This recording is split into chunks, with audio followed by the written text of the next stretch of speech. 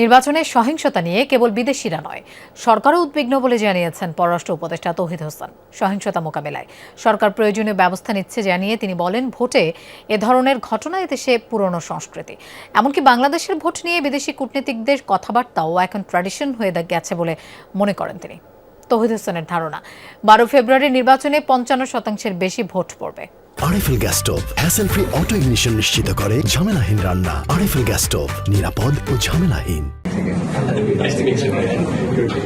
বাংলাদেশের রাজনীতি নিয়ে বিদেশিদের আগ্রহ ছিল বরাবরই, তবে সেই মাত্রা অনেক বেশি দৃশ্যমান হয় নির্বাচনকালে। অনেকেই প্রশ্ন তোলেন, ঢাকায় কর্মরত বিদেশি দূতদের রাজনৈতিক দল ও গণমাধ্যম বেশি গুরুত্ব দিচ্ছে, আবার বিদেশিদের বাংলাদেশের অভ্যন্তরীণ বিষয়ে কথাবার্তা হস্তক্ষেপের চেষ্টা কিনা সেই বিতর্কও পুরনো। নির্বাচনী কূটনীতির এই কর্মশালায় ঘুরে ফিরে এসেছে বিষয়গুলো।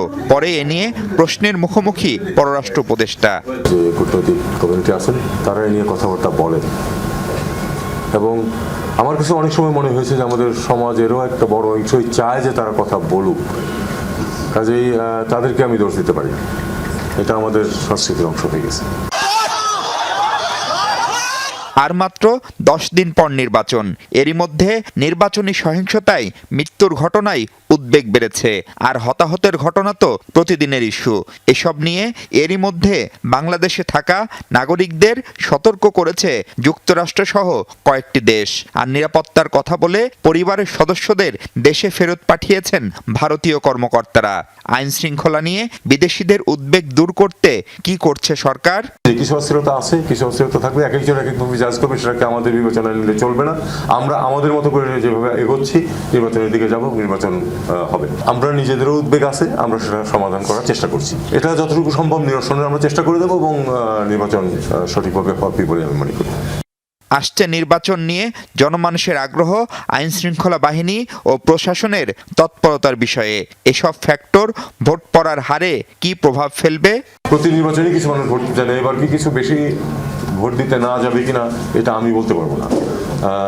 তবে 1991 নির্বাচনে 55% ভোট পড়েছিল। আমার তো মনে হচ্ছে বেশি ভোট পড়বে, দেখা যাক। কূটনৈতিক রিপোর্টারদের জন্য আয়োজিত নির্বাচন বিষয়ক এই কর্মশালার সমাপনীতে বক্তব্য রাখেন পররাষ্ট্র উপদেষ্টা। এ সময় ইউএনডিপির আবাসিক সমন্বয়কারীও জননিরাপত্তা, বিশেষ করে নারী প্রার্থী ও ভোটারদের ইস্যুতে কথা বলেন। Gender-based violence, including online harassment, intimidation, sexualized disinformation and doxing. পররাষ্ট্র উপদেষ্টা জানান, ভোটের পর প্রধান উপদেষ্টার জাপান সফর নিয়ে তিনি কিছু জানেন না, আর তার কূটনৈতিক পাসপোর্ট জমা দেওয়ার খবরও সঠিক নয় বলে দাবি তৌহিদ হোসেনের। পররাষ্ট্র উপদেষ্টা বা মন্ত্রী তার টেনিওর থাকাকালে ডিপ্লোম্যাটিক পাসপোর্ট সারেন্ডার করবেন, এটা খুবই একটা অস্বাভাবিক ঘটনা ঘটতো, সেটা অবশ্যই করেন। মাহফুজ মিশু, যমুনা নিউজ, ঢাকা।